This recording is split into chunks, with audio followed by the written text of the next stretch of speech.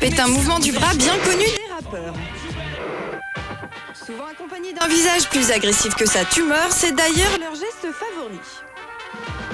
Sur 100 clips, on en a compté une vingtaine. Décomposons donc cet étrange mouvement. Tendez le bras au-dessus de l'épaule. Très important, pointez l'index vers le haut et abaissez le tout énergiquement comme pour fendre l'air. Là, comme ça, voilà, c'est bien. Allez, on recommence, on reprend tous en chœur. Et vous allez voir que même les femmes s'y mettent. Alors, signe de reconnaissance, langage codé, alphabétique des sourds-muets, prenons l'avis d'un spécialiste de la gestuelle. Ce geste est vraiment typique des gens qui ont besoin de s'affirmer, qu'ils soient rappeurs, politiciens. C'est l'index revolver, en fait. C'est l'index, non pas qui veut tuer l'autre, mais c'est l'index qui dit « moi je suis là, moi j'existe ». C'est vraiment très, très, très agressif comme geste. On trouve ça chez les gamins de 7-8 ans qui s'affirment et qui s'engueulent dans les cours de récréation les uns les autres avant de se coltiner. Ils vont toujours jouer avec leur index, qui est en fait le fleuret de départ, en fait, qui est l'arme de départ.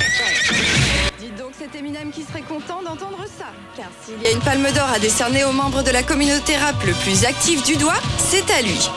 Oui, c'est incroyable, ça en deviendrait presque une danse de genre.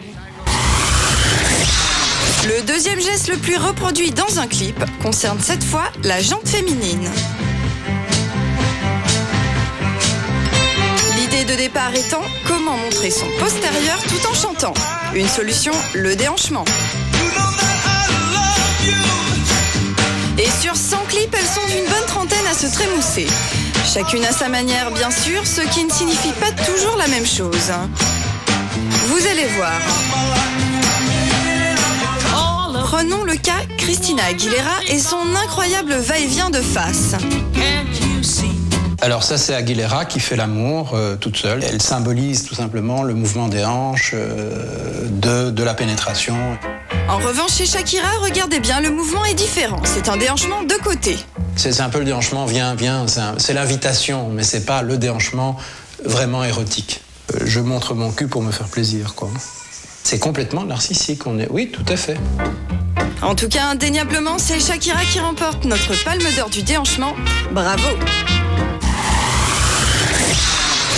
Si le geste numéro 3 concerne les hommes et que le numéro 2 touche les femmes, ne cherchez pas plus loin, le numéro 1 c'est juste la réunion des deux.